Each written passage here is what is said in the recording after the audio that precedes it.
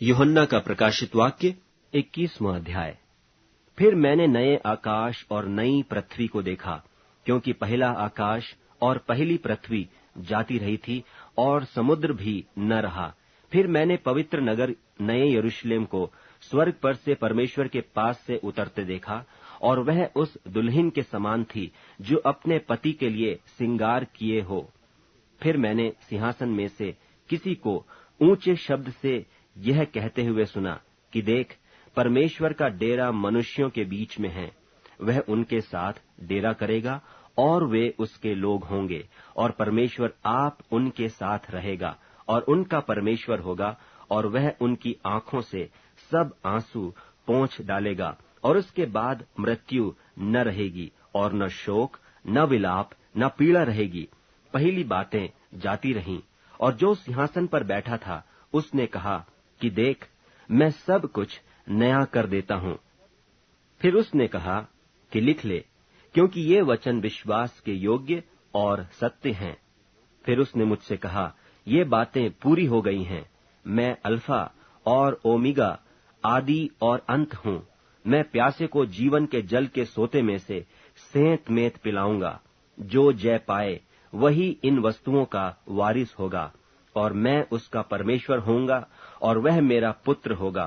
पर डरपोकों और अविश्वासियों और घिनौनों और हत्यारों और व्यभिचारियों और टोन्हों और मूर्ति पूजकों और सब झूठों का भाग उस झील में मिलेगा, जो आग और गंधक से जलती रहती है। यह दूसरी मृत्यु है।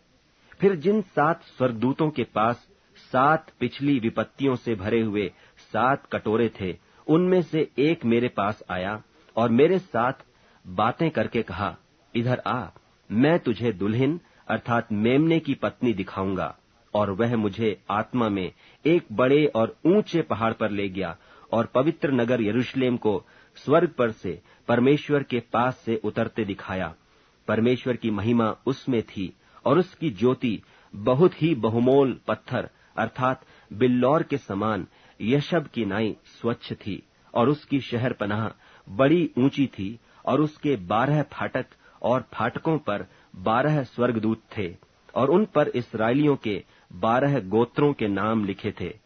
पूर्व की ओर 3 फाटक, उत्तर की ओर 3 फाटक, दक्षिण की ओर 3 फाटक, और पश्चिम की ओर 3 फाटक थे।